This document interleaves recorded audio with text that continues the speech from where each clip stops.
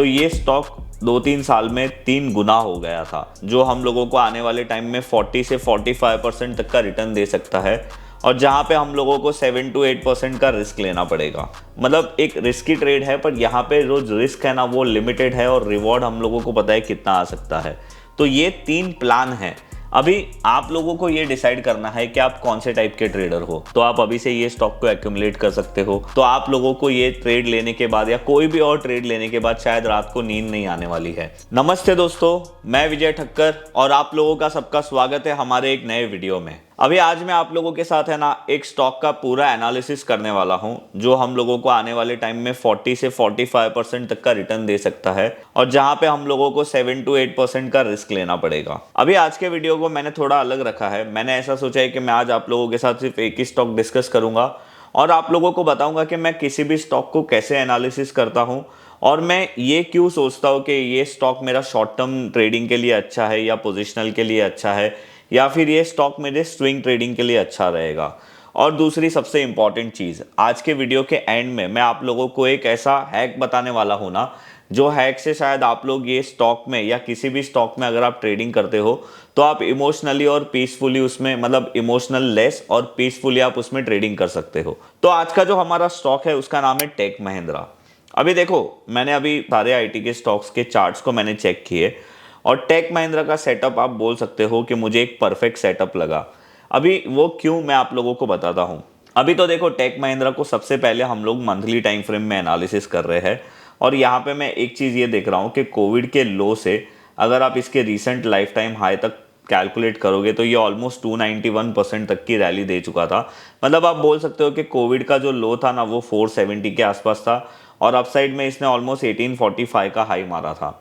तो ये स्टॉक 2-3 साल में 3 गुना हो गया था। तो अभी देखो, अगर कोई स्टॉक इतनी अच्छी रैली लेता है ना तो उसमें एक करेक्शन आता है। करेक्शन आने के बाद अभी यहाँ पे आप लोगों को क्या नोटिस करना है, मैं आप लोगों को एक थॉट बताता हूँ। मैंने कहीं पे सुना था, मुझे लगा ये आप लोगों को बताना ज़्यादा इंपॉर्टेंट रहेगा। जनरली हम लोग स्टॉक मार्केट में, मतलब मैं जनरली स्टॉक मार्केट में, मेरा स्टाइल क्या है कि मैं मोमेंटम ट्रेडिंग करता हूँ। मोमेंटम ट्रेडिंग का मतलब क्या होता है, जो स्टॉक स्ट्रांग है वही स्टॉक में मैं बाइंग करता हूँ, जहाँ पे वो लाइफ टाइम हाई या ऑल टाइम हाई ब्रेक कर रहा है, या फिर उसमें अच्छा एक बहुत साल के बाद ब्रेकआउट हुआ है। मैं ट्राई करता हूँ वैसे स्टॉक में ट्रेड करने की, क्योंकि वहाँ पे मोमेंटम बहुत हाई होता है। अब ये जो ट्रेड है वो थोड़ा सा अलग ट्रेड है। आप बोल सकते हो कि ये थोड़ा सा, मतलब एक रिस्की ट्रेड है, पर यहाँ पे जो रिस्क है ना वो लिमिटेड है, और रिवॉर्ड हम लोगों को पता है कितना आ सकता है। तो ये ट्रेड में हम लोगों को टाइम ज़्यादा लग सकता है, तो हम लोगों को यहाँ पे पूरा एनालिसिस करना चाहिए। तो अभी मैं आप लोगों को बताया था कि ये स्टॉक ने कोविड लो से अपने हाई तक ऑलमोस्ट 3 टाइम्स रिटर्न दिया था। अभी कोई स्टॉक इतना भागता है तो उसमें करेक्शन होना मतलब नॉर्मल चीज़ है कि वो स्टॉक में करेक्शन हो सकता है। अभी आप देख सकते हो कि 300% रिटर्न देने के बाद ये स्टॉक अपने ऑल टाइम हाई से, जो रिसेंट इसने लो मारा था, वो ऑलमोस्ट 48% गिरा था। मतलब आप बोल सकते हो कि 50% गिर चुका था। अभी देखो, यहाँ पे 50% ये स्टॉक करेक्ट होने के बाद, अभी आप लोग ये मंथली टाइम फ्रेम का चार्ट देख रहे हो, 1 2 3 4 5 6 7 8 9 10 11 12, ऑलमोस्ट 1 साल से ये स्टॉक साइडवेज कंसोलिडेट कर रहा है। अभी जनरली क्या होता है, एक साइडवेज कंसोलिडेशन के बाद या वापस से अपसाइड मोमेंटम आता है या वापस से डाउनसाइड मोमेंटम आ सकता है। अभी मुझे यहाँ पे डाउनसाइड मोमेंटम आने के चांसेस बहुत कम लग रहे हैं। वो क्यों? क्योंकि ये स्टॉक ऑलरेडी अपने ऑल टाइम हाई से 50% करेक्शन दे चुका है। अभी आप बोलोगे कि सर आप कभी से, मतलब आप कब से ऐसे गिरने वाले स्टॉक परचेस करने लगे? तो देखो, मेरा रीज़न सिर्फ परचेस करने का ये नहीं है। यहाँ पे एक बहुत ही लॉजिकल रीज़न बनता है। आप लोगों को सबको पता होगा फिबोनाची रिट्रेसमेंट के बारे में।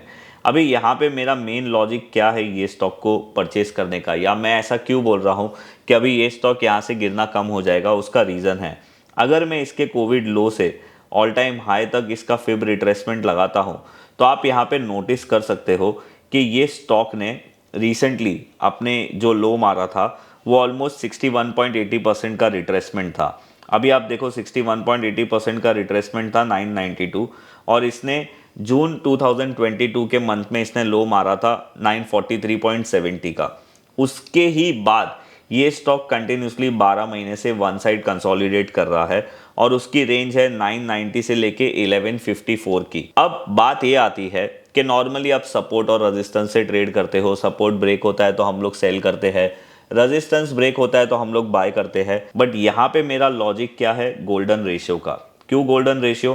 क्योंकि आप यहाँ पे देख सकते हो कि ये स्टॉक पिछले एक साल से 50% और 61.80% जो रिट्रेसमेंट लेवल है ना, उसके बीच में ट्रेड कर रहा है। अभी गोल्डन रेशियो एक बहुत बड़ा सपोर्ट माना जाता है। अगर आप उसको फिबोनाची रिट्रेसमेंट को बराबर, मतलब फिब रिट्रेसमेंट की स्टडी को आप बराबर पहचानते हो तो अभी मेरा जो लॉजिक था, जो मैं सोच रहा था कि ये स्टॉक अभी यहाँ पे सपोर्ट ले रहा है, आने वाले टाइम में ये ब्रेकआउट कर सकता है, वो मेरे जो व्यू है उसको और सपोर्ट मिला ये फिब रिट्रेसमेंट के वजह से। अभी एक बार मैं ये फिब रिट्रेसमेंट को फिर से यहाँ से डिलीट कर देता हूँ। तो अभी हम लोगों को मंथली टाइम फ्रेम में ये बात पता चल गई, और यहाँ पे बहुत ही श्योर हूँ मैं कि ये स्टॉक का जो 943 का लेवल है, अगर वो ब्रेक नहीं होता है तो ये स्टॉक हम लोगों को एक अच्छा रिटर्न दे सकता है। तो मैंने क्या किया, 943 में एक ट्रेंड लाइन बना दी, और मैं अभी आता हूँ एक छोटे टाइम फ्रेम पे, मतलब मंथली से और थोड़े छोटे टाइम फ्रेम पे, और वो है वीकली टाइम फ्रेम। अभी देखो वीकली टाइम फ्रेम में भी अगर आप यहाँ पे देखोगे ना, तो ये स्टॉक में आप लोग नोटिस करोगे कि अभी ये स्टॉक के अंदर एक ट्राइंगल जैसा बन रहा है, मतलब एक छोटा सा रेजिस्टेंस और छोटा सा सपोर्ट बन रहा है, जिसका टाइम फ्रेम हम लोग ने ऑलरेडी देखा कि ये एक साल से ये लेवल के बीच में कंसोलिडेट कर रहा है। अभी अगर आप लोगों को एक चीज़ मैं बताऊं, तो हर एक स्टॉक के ना 4 स्टेज होते हैं। पहला होता है एक्यूमुलेशन का, फिर होता है एडवांस का, फिर होता है डिस्ट्रीब्यूशन का, और फिर होता है डिक्लाइन का स्टेज। अभी मेरा लॉजिक यहाँ पे ये बोलता है कि ये स्टॉक का जो एडवांस लेवल था, मतलब जो रैली वाला लेवल था, वो ये था। उसके बाद यहाँ पे थोड़े टाइम डिस्ट्रीब्यूशन हुआ, और फिर जो फोर्थ, मतलब उसका जो स्टेज था डिक्लाइन का, वो ये था। और फिर से ये स्टॉक पिछले एक साल से एक्यूमुलेशन मोड में चला गया है। देखो अभी एक आप नॉर्मल सी ये चीज़ को एक नॉर्मल वे में समझो आप एक कार को मतलब 100 की स्पीड में चला रहे हो, और आप लोगों को सडनली याद आता है कि आपको बस वो 100 मीटर पीछे जो यू टर्न गया है, वो यू टर्न आप लोगों को लेना है। जितनी देर में आप इतना सोचोगे ना, आप शायद और 100-200 मीटर या 500 मीटर आगे चले जाओगे, बिकॉज आपकी कार ऑलरेडी 100 की स्पीड में है। आपको लेना था यू टर्न, पर आप ऑलमोस्ट 1 किलोमीटर या 700 या 800 मीटर के बाद आप गाड़ी को स्लो करके धीरे धीरे यू टर्न ले सकते हो। मतलब आपको ऐसे F1 रेसर के तो ड्राइवर नहीं हो कि आपने हैंड ब्रेक खींचा और गाड़ी को सीधा घुमा लिया और वापस से स्पीड में ले लिया। नॉर्मल कंडीशन में ऐसा नहीं होता है। वही चीज़ अभी ये स्टॉक के साथ हो रहा है। ये स्टॉक अपने टॉप से ऑलमोस्ट 1850 से ये स्टॉक नीचे गिरा था 940 तक, ऑलमोस्ट 50% करेक्शन दे दिया ये स्टॉक ने। थोड़ा सा स्टॉक को कूल डाउन होने के लिए टाइम लगता है, उसके बाद स्टॉक रैली लेता है। तो यहाँ पे अभी मेरा एनालिसिस क्या है, बहुत ही सिंपल है। अभी ये स्टॉक का जो मेजर सपोर्ट है वो 950 से लेके 940 तक का है। ये स्टॉक का जो मेजर रेजिस्टेंस है वो 1150 से लेके 1170 तक का एक मेजर रेजिस्टेंस है। जब तक स्टॉक ये रेजिस्टेंस और सपोर्ट के बीच में घूमेगा, तब तक ये स्टॉक में हम लोगों को ज़्यादा मोमेंटम आते हुए नहीं दिखेगी। इनफैक्ट अगर आप ये सपोर्ट और रेजिस्टेंस के बीच के डिस्टेंस को भी कैलकुलेट करोगे ना, तो आप लोग ये नोटिस करोगे कि ये जो डिस्टेंस है वही 14% का डिस्टेंस है। बहुत सारे छोटे मोटे ट्रेडर जो छोटे टाइम फ्रेम पे ट्रेड करते हैं, उन लोगों के लिए 14% एक बहुत बड़ी चीज़ होती है। पर यहाँ पे हमारा फोकस ये 14% या 13% का ट्रेड लेना नहीं है। यहाँ पे मेरा जो फोकस है वो मिनिमम मैं 1540 के टारगेट के लिए देख रहा हूँ। अगर आप यहाँ से, मतलब जहाँ पे करंट मार्केट प्राइस चल रहा है, अगर आप वहाँ से ये लेवल को कैलकुलेट करोगे तो ये भी ऑलमोस्ट 42-43% तक का रिटर्न होता है। तो मेरा जो थॉट है, मेरा जो पोजीशन बनाने का मेरा माइंड है, वो 40-45% की रैली कैप्चर करने का है। और उसके लिए मैं कितने पॉइंट के लिए या मैं कितने लॉस को लेने के लिए रेडी हूँ, तो अभी आप करंट मार्केट प्राइस से आप 940 तक का जो लेवल है वहाँ तक आप देखिए, और आप लोगों को पता चलेगा कि ऑलमोस्ट 11% का रिस्क लेने के लिए मैं रेडी हूँ। और कितने परसेंट के प्रॉफिट के लिए? 45% के प्रॉफिट के लिए। तो ये एक ट्रेड मुझे ऐसा लगता है कि आने वाले टाइम में आप लोगों को ये ट्रेड में ध्यान देना चाहिए, और यहाँ पे बहुत अच्छा रिस्क टू रिवॉर्ड रेशियो बन रहा है। अभी बात आती है कि हम लोग इसमें पोजीशन कैसे बनाएं। तो देखो, अगर आप ज़्यादा टाइम वेस्ट नहीं करना चाहते तो आप लोगों को क्या करना चाहिए, जब ये 1170 लेवल ब्रेक करता है तो इसमें एक अपसाइड मोमेंटम आते हुए दिखेगा, वो टाइम आप लोगों को एंटर करना है। और अगर आप थोड़ा टाइम वेट कर सकते हो, आप 4 महीना, 5 महीना, 6 महीना, 7 महीना भी आप ये स्टॉक में रुक सकते हो, तो आप लोग अभी से ही ये स्टॉक को एक्यूमुलेट करना शुरू कर सकते हो। ये 2 प्लान हो गए। तीसरा प्लान ये है कि समझो ये स्टॉक वापस से नीचे गिर के 1000 रुपीज़ या फिर 980 या 990 रुपीज़ के पास, तभी आप ये स्टॉक को ऐड कर सकते हो। इससे आपका फ़ायदा क्या होगा कि आपका जो रिस्क है, मतलब हमारा 940 930 का स्टॉप लॉस है, तो वो आपका रिस्क कम हो जाएगा और आपका रिवॉर्ड थोड़ा एक्स्ट्रा बढ़ जाएगा। मतलब आपने अपने रिवॉर्ड को कैसे बढ़ा दिया, थोड़ा रिस्क को कम करके। तो ये 3 प्लान हैं। अभी आप लोगों को ये डिसाइड करना है कि आप कौन से टाइप के ट्रेडर हो। अगर आप पेशेंस से वेट कर सकते हो तो आप अभी से ये स्टॉक को एक्यूमुलेट कर सकते हो। अगर आपको आपका रिवॉर्ड बढ़ाना है, रिस्क कम करना है, तो जो मैंने आप लोगों को बोला कि जब भी ये स्टॉक 1000 लेवल के आसपास आपको दिखता है तो आप बाय कर सकते हो। अगर आप में पेशेंस ज़रा भी नहीं है और आपको ये स्टॉक में एक राइट टाइम पे एंट्री करना है, तो आप लोग 1170, मतलब जो हमारा रेजिस्टेंस का ब्रेकआउट है वो होगा, तब आप ये स्टॉक में एंट्री मार सकते हो। तो अभी मैं और एक टाइम फ्रेम छोटा नहीं जाऊंगा, बिकॉज मुझे ऐसा लगता है कि मैं ये स्टॉक में अगर एंट्री लूंगा ना, तो मेरा 3 महीने से लेके 6 महीने तक का टाइम शायद जा सकता है। मैं मैक्सिमम साइड बता रहा हूँ आप लोगों को। तो मेरे हिसाब से वीकली टाइम फ्रेम तक का एनालिसिस करना मेरे लिए बस है। आप जितना लोअर टाइम फ्रेम पे जाओगे उतना कन्फ्यूजन आपका ज़्यादा क्रिएट होगा, इसीलिए मैं लोअर टाइम फ्रेम पे नहीं जा रहा हूँ। अभी ये ट्रेड में जो मैं टाइम एक्सपेक्ट कर रहा हूँ कंप्लीट होने के लिए, वो 3 महीने से 6 महीने तक का रह सकता है।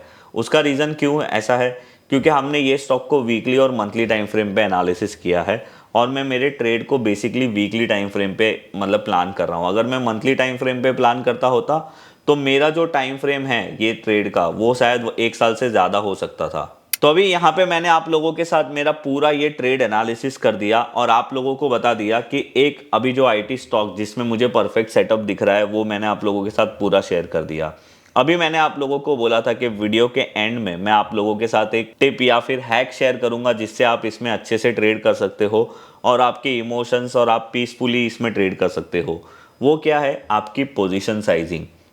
अभी रिसेंटली हमारे ऑफिस में मुझे एक कॉल आया था जिसने शायद कहीं से मेरे मुंह से ये सुना होगा कि मैंने बोला है टेक महिंद्रा अच्छा है, तो वो पर्सन ने अपने कैपेसिटी के बाहर वो स्टॉक में क्वांटिटी खरीद ली। अब जनरली क्या होता है, देखो मैंने आप लोगों के साथ मेरा एक व्यू शेयर किया है। अभी इसके अंदर ये मेरा व्यू है, क्या ये व्यू राइट है या ये व्यू रॉन्ग भी जा सकता है? 100% ये व्यू रॉन्ग भी जा सकता है। मैं भी एक नॉर्मल ह्यूमन बीइंग हूँ, मेरे से भी गलती हो सकती है अपने एनालिसिस पे।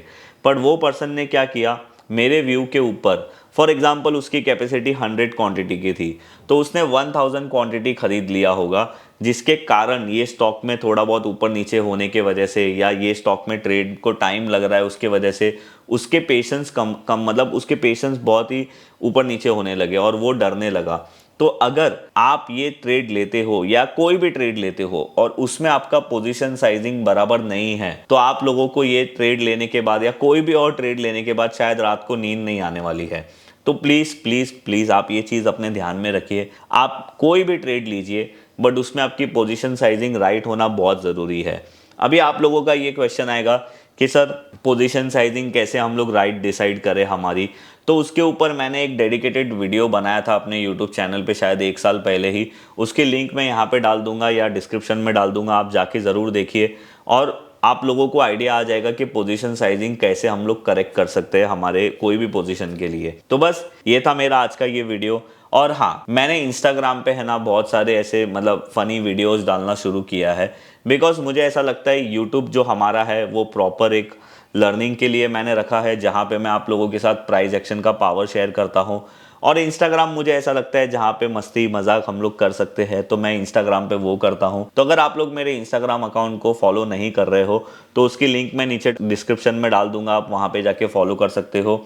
और एक इम्पॉर्टेंट चीज़, मेरे नाम पे बहुत फेक इंस्टाग्राम दूसरी आईडीज़ है, तो उससे बचने के लिए जो डिस्क्रिप्शन में लिंक दिया है आप वही लिंक से हमें फॉलो करिए, तो आप लोगों को ज़्यादा बेटर होगा।